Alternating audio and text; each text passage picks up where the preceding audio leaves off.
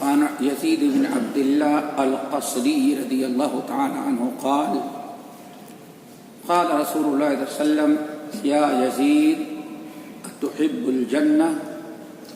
قلت بلى يا رسول الله. قال فأحب للناس ما تحب لنفسك أو كما قال عليه الصلاة والسلام. محترم سامعین، صرف ایک جملے کی حدیث ہے جو ہم نے آپ حضرات کے سامنے پڑھی ہے، اور یہ نبی علیہ السلام کے معجزات میں سے ایک معجزہ ہے اوتیت جوامع الکلم.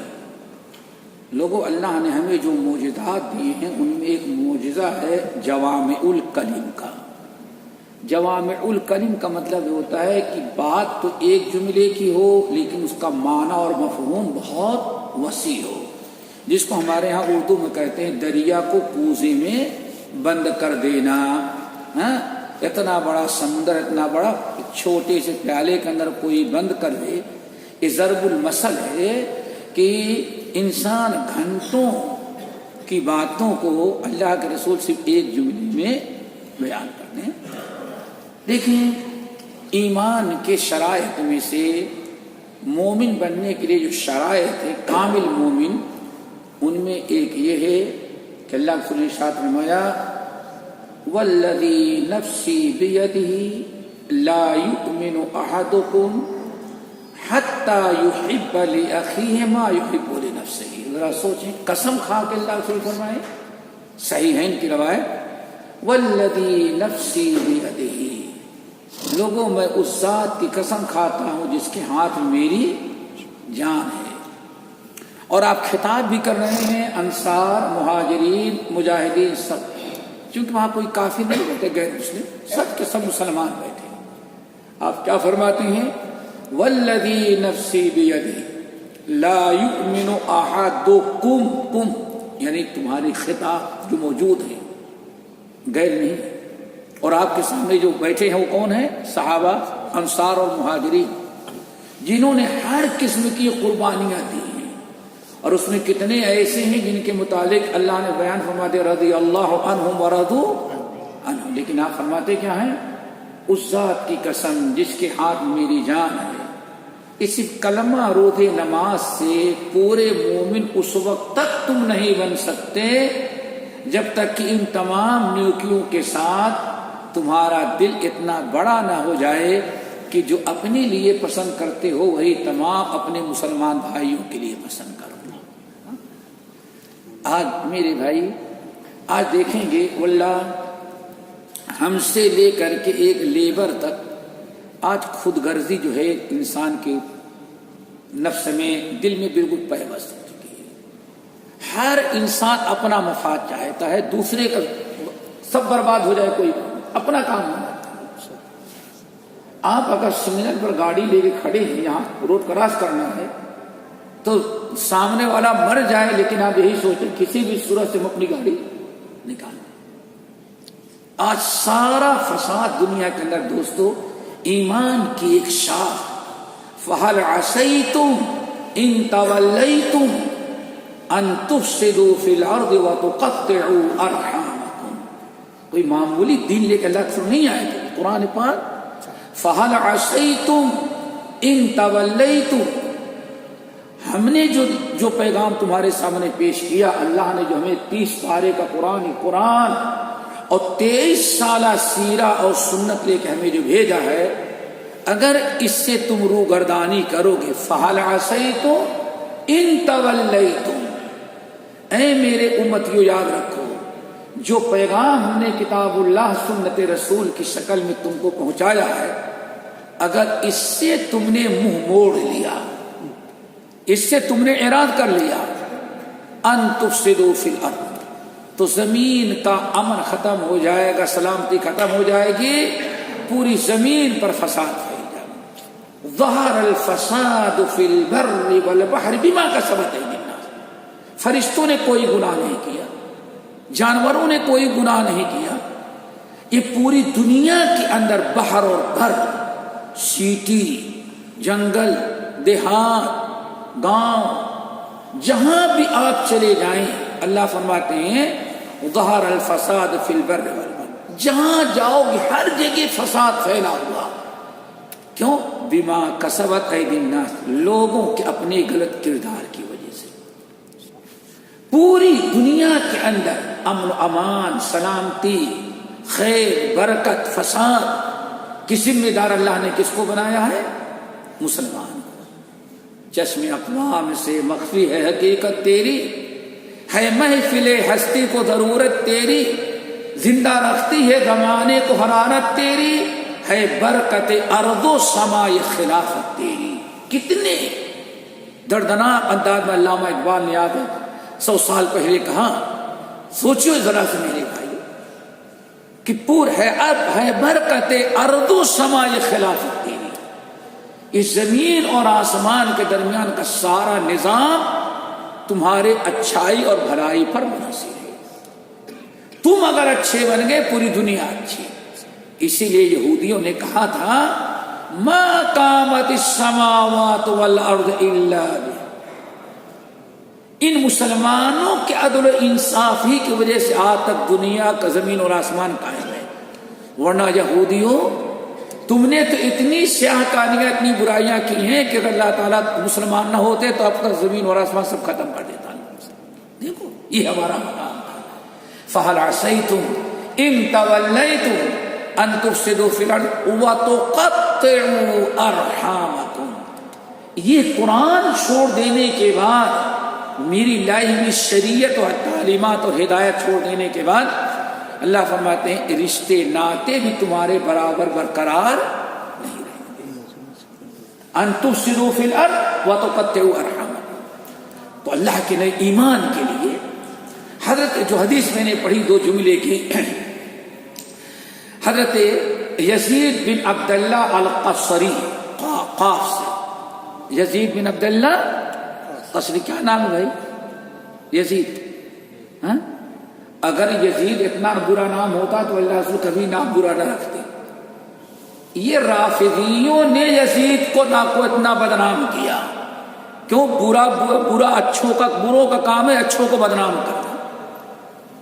آج دنیا کا کوئی مسلمان اپنے بیٹے کو یزید نہیں رکھنا چاہتے. کتنے بیٹے ہیں بیٹے؟ ایک. کیا نام رکھتے ہیں؟ حاصل یزید نہیں رکھے گا کوئی. اللہ کے بندے صحابی کا نام یزید تھا. یزید اس شیعوں نے کہا کہ یزید اور ماں باپ یزید پر نعوذ باللہ من ذالک. گندوں کو ہر چیز گندی ہی نظر آتی ہے. صحابہ کے دشمنوں کو ہمیشہ خرابی. یزید کوئی نام برا نہیں. ایک اگر عبداللہ نام کا شور نکل گیا تو سارے عبداللہ تھوڑی برے ہو جاتے ہیں. ذرا سوچو، عقل سے زور سوچو. اگر یزید نام برا ہوتا تو اللہ کو بدل دیتے. لیکن سبحان اللہ، یزید کو جنت کی بشارت. اللہ سے کیا فرما رہے؟ یا یزید اتحب الجنہ. باہر تھی، آئے نبی علیہ السلام کے پاس، دین سیکھے، کلمہ پڑھے، مسلمان ہو گئے. ایک عرصے تک مدینے میں زندگی گزارے. جب وہ جانا چاہتے تھے واپس اپنے وطن تو اللہ رسول نے فرمایا یا یزید اتحب الجنہ. یزید جنت میں جانا چاہتا ہے؟ اللہ اکبر. ہم تو ہی کہتے ہیں کلمہ پڑھے جانا ہی جانا ہے. وہاں صحابی ہیں لیکن اللہ سے کیا فرمایا؟ اتحب الجنہ، جنت میں جانا چاہتے ہو؟ یا رسول اللہ، ماں چھوڑا، باپ چھوڑا، وطن چھوڑا، جائیداد پراپرٹی چھوڑی، باپ دادا کا دین و مذہب، سینکڑوں بتوں کو ہم نے جلا کے راکھ کیا اور اتنا لمبا سفر طے کر کے آپ کے پاس صرف یہ آئے ہیں کہ جنت مل جائے، ایمان لائیں. ہم نے سنا ہے آپ وہ دین بتاتے ہیں جس دین پر عمل کر کے بندہ کہاں پہنچ جاتا ہے؟ جنت میں. آپ ہم سے سوال کر رہے ہیں اتحب الجنہ. تو جنت ہی کے لیے تو ساری کوششیں میں نے کی ہیں. سبحان اللہ. تو اللہ سے فرمایا یزید تم ہجرت کر گئے، کلمہ پڑھ لیے، صحابی ہمارے بن گئے، 100 مصلات کے پابند ہو گئے اور مدینے میں رہنا نصیب ہے. لیکن جنت میں جانے کے لیے بھی ایک اور بڑی شرط ہے. اللہ اکبر. دعا کرو. ہم لوگوں کا حشر کیا ہوگا بھائی؟ واللہ آپ ہمارے پڑوس میں ہندو ہو اور ترقی کر جائے کوئی بات نہیں، لیکن آپ ہمارے مسلمان بھائی، آپ ذرا ایک فلیٹ کے بجائے 2 فلیٹ، ایک دکان کے بجائے 2 دکان کر لیں، اسی دن سے میرے دل میں آپ کے متعلق حسد، یہ نہیں خوش ہوتے چلو ہمارا مسلمان بھائی ترقی کر رہا ہے، نہیں، ہماری فطرت بن گئی ہے۔ اس دل کی صفائی کی کتنی ضرورت ہے آج۔ یوم لا ينفع مال ولا بنون الا من اتى الله بقلب سلیم۔ مال اولاد کچھ بھی نہیں فائدہ پہنچائے گا۔ جب قیامت کے دن رب کے سامنے اکیلے آئیں گے تو اللہ فرماتے ہیں اگر دل صحیح ہے، صاف ہے، تو وہی دل فائدہ ہے۔ اتحب الجنہ، یزید جنت چاہتے ہو؟ بلا یا رسول اللہ۔ آج فرمائے اگر جنت چاہتے ہو تو بھی ایک کام تمہیں اور کرنا ہے، تب سیدھے جنت میں جاؤ گے۔ اللہ رسول بتائیے کیا ہے؟ فَأَحِبَّ لِلنَّاسِ مَا تُحِبُّ لِنَفْسِكَ، ہمیشہ لوگوں کے لیے وہی پسند کرو جو اپنے لیے پسند کرو۔ یہاں سے جانے کے بعد میرے بھائی ذرا تجربہ کرو آج کتنی ضرورت ہے اس چیز کی، واللہ۔ اور جنت میں جانا، ادھر ایمان کے شرط، اللہ اکبر۔ ایک بہت بڑے عالم ہیں ابو عبداللہ شامی، ابو عبداللہ شامی یعنی شام کے، سیریا کے رہنے والے۔ ان کو پتا چلا ایک بہت بڑے تابعی ہیں حضرت عبداللہ بن عباس کے شاگرد امام طاؤس، کیا نام ہے؟ امام طاؤس یمنی۔ تو انہوں نے، ابو عبداللہ شامی کے دل میں شوق پیدا ہوا، دنیا کے اتنا بڑا محدث تابعی حضرت عبداللہ بن عباس کا شاگرد، اس سے مل لیں گے۔ اب ذرا سوچیں، شام سے سفر طے کرتے کرتے، اور آج سے میرے بھائی 1300 سال پہلے کا سفر کیسے؟ شاید کہ اجمان سے یہاں آنا رہا ہو تو 24 گھنٹے لگتے رہے ہوں گے، 24 گھنٹے۔ 100 کلومیٹر کا سفر ہو تو ہمارے پاکستان ہندوستان 2-4 دریائیں پڑتی تھی، یہاں سے پھر کشتی، اللہ بہت لوگ بیٹھے ہوں گے ایسا سفر۔ اس زمانے میں اتنا بڑا سفر کتنا طے کرتے ہوئے بڑے پاپڑ بیلے، آخرکار یمن پہنچ کے صنعا پوچھا یہاں کوئی امام طاؤس سے مجھے ملنا چاہتا ہے، کہا وہ فلاں جگہ رہتی ہے، وہاں گئے۔ محلے میں پہنچے، بھائی میں شام سے آیا ہوں، میں ابو عبداللہ شامی ہوں اور مجھے امام طاؤس سے ملنا ہے۔ صرف ان سے ملنے کے لیے آئے کہ پرانے عالم ہیں، تابعی ہیں، ان کے بعد بہت علم ہے، کچھ سوالات کر لیں، کچھ دین سیکھ لیں، کچھ حدیثیں سن لیں۔ لوگوں نے کہا ہاں فلاں محلے میں جاؤ، وہاں ملنا ہے۔ محلے میں آیا، محلے میں پوچھا تو لوگوں نے یہ گلی انہی کے، فلاں دروازہ ان کا ہے۔ دل باغ کوئی مقصد نہیں تھا، صرف امام طاؤس سے ملاقات اور چند سوالات۔ شام سیریا سے چلی ہوئی، دمشق سے آئے، دروازہ کھٹکھٹایا، بڑے خوشی میں کہتے ہیں ایک بوڑھا نکلا جس کی آنکھیں اندر، اور یہ آدمی جب موٹا، ہمارے جیسے نہیں کہ موٹا ہوتا ہے نا تو بوڑھے ہونے کے بعد کبھی یہ لٹکنے لگتا ہے، ہمارے جیسے سوکھا ہوگا ہمیشہ اس کا کچھ نہیں ہوتا، وہ لٹک رہا ہے آنکھیں اندر۔ میں نے کہا السلام علیکم۔ وعلیکم السلام ورحمۃ اللہ۔ انت طاؤس؟ لا انا ابنہ۔ آپ طاؤس ہیں؟ نہیں، میں ان کا بیٹا ہوں، میں ان کا بیٹا ہوں۔ کہا انت وابوک قد خرف، ارے تمہارا یہ حشر ہے تو باپ تو بوڑھا سٹیا گیا ہوگا، بلا وجہ اتنی دور کا سفر میں نے کیا۔ ابو کا قد خرف، یہ سٹیا گیا ہے، دماغ کام نہیں کرتا۔ ارے تم اتنے بوڑھے تو باپ کا کیا حشر ہوگا؟